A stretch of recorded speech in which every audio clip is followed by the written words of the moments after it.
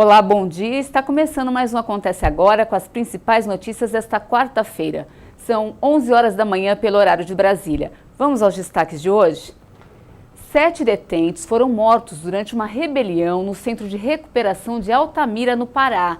Segundo o sistema penitenciário do estado, 6 detentos foram mortos por outros presos e um morreu carbonizado. O motim começou ainda na madrugada após uma tentativa de fuga frustrada. Os detentos queimaram a sala onde ficava o gerador de energia e incendiaram a ala onde estavam os presos do regime semiaberto, a administração e parte da cozinha. O clima ficou tenso durante toda a manhã. Segundo a Superintendência do Sistema Penitenciário do Pará, o presídio tem capacidade para 208 presos, mas abrigava 374. Os rebelados reclamavam da superlotação, do tratamento dado na unidade e reivindicavam celeridade na análise dos processos penais pela Justiça. Na verdade, todos eles reclamam muito. Reclamam tanto das condições precárias do sistema, que é uma condição que acontece no país inteiro. Reclamam da lentidão de processo, então eles têm várias pautas de reclamação. A rebelião terminou com um saldo de 7 mortos, todos detentos do presídio. Nenhum preso conseguiu fugir. A cada 5 segundos, uma criança morre no mundo. E a maioria dessas mortes acontece nos primeiros 5 anos de vida. É uma triste realidade que foi apresentada nos novos cálculos de mortalidade divulgados pela Organização Mundial de Saúde. O relatório da OMS apontou que somente no ano passado, cerca de 6.300.000 crianças menores de 15 anos morreram. O pior é que essas mortes são de causas que poderiam ter sido evitadas. Mais de 5 milhões desses óbitos aconteceram nos 5 primeiros anos de vida, sendo a metade de recém-nascidos. A estimativa é de que, sem ação urgente, 56 milhões de crianças de até 5 anos devem morrer até 2030, sendo a metade delas recém-nascidas. Segundo a Unicef, soluções simples como remédios, água limpa, eletricidade e vacinas podem mudar essa realidade para todas as crianças. Em 2017, a metade de todas as mortes infantis aconteceram na África e outros 30% no sul da Ásia. No continente africano, 1 em cada 13 crianças morreu antes do 5º aniversário. Já nos países de alta renda, esse número era de 1 em cada 185 menores. O período mais arriscado da vida para as crianças de todos os lugares é o primeiro mês. 2,5 milhões de recém-nascidos morreram no primeiro mês de vida no ano passado. Apesar dos números ainda serem altos e os desafios grandes, menos crianças estão morrendo a cada ano em todo o mundo. O número de mortes antes dos 5 anos caiu drasticamente de 12.600.000 em 1990 para 5.400.000 em 2017. Agora vamos mudar um pouquinho de assunto. Hoje o dia amanheceu ensolarado na capital paulista. Não há previsão de chuva ao longo do dia. A máxima deve chegar aos 29 graus. Vamos aos destaques da previsão do tempo para todo o país.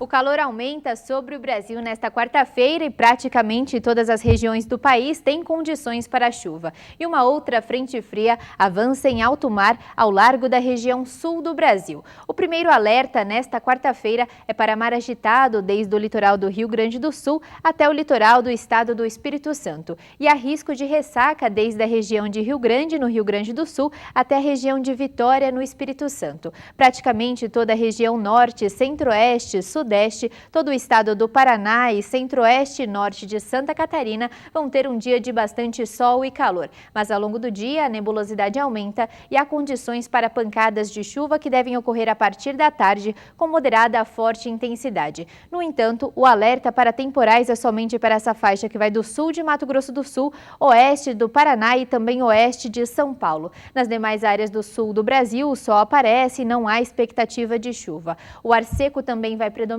sobre praticamente toda a região nordeste do Brasil e também sobre a maioria das áreas do estado do Tocantins. Mas áreas de instabilidade vão voltar a provocar chuva rápida desde a região de Maceió até Natal e também sobre áreas do oeste do Maranhão. A mínima prevista em São Paulo é de 17 graus também em Brasília, máxima de 36 graus em Porto Velho, 32 graus em Campo Grande. No destaque internacional, o presidente da Venezuela, Nicolás Maduro, gerou muita polêmica após aparecer em um vídeo. Ele estava comendo em um restaurante luxuoso de Istambul, na Turquia. A Venezuela passa por uma grave crise. Parte da população não tem nem o que comer. O vídeo foi divulgado nas redes sociais pelo chefe Salt Bey, dono de restaurantes luxuosos na Europa, Oriente Médio e Estados Unidos.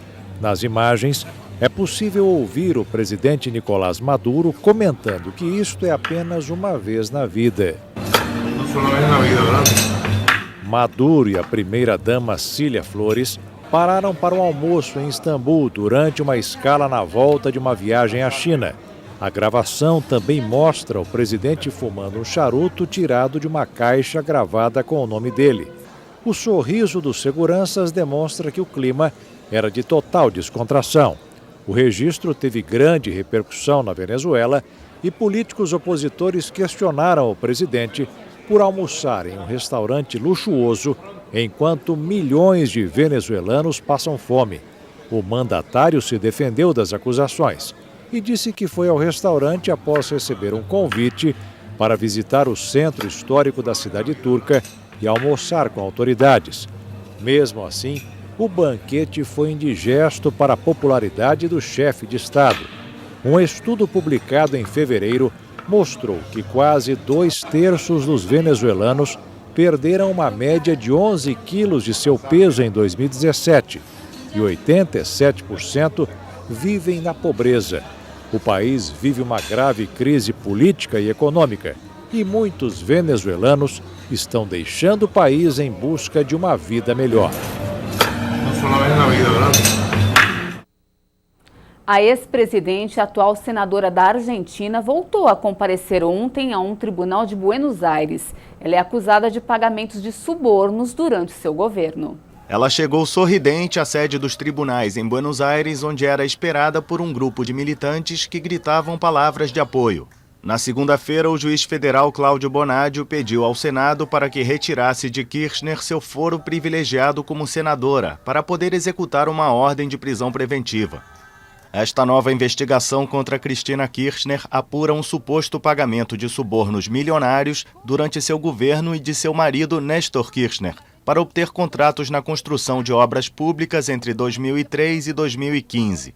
A ex-presidente rebate as acusações e denuncia o que chama de perseguição judicial.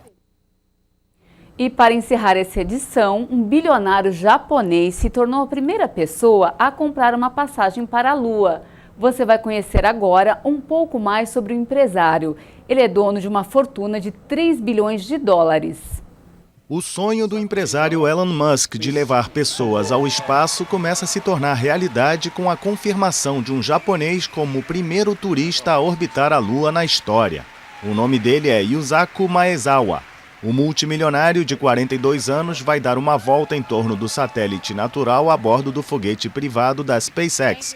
Amante das artes e de carros esportivos, o japonês pretende escolher um grupo de 6 a 8 artistas para acompanhá-lo na aventura em 2023. Os convidados não vão pagar nada. Maezawa confirmou que já pagou a reserva do voo no foguete SpaceX RGC, ainda em construção, mas não revelou o valor. I choose to go to the moon. Escolhi ir à Lua, finalmente posso dizer. Estou muito contente de estar aqui, muito emocionado, muito honrado. Fico muito feliz de compartilhar esta notícia com todos vocês.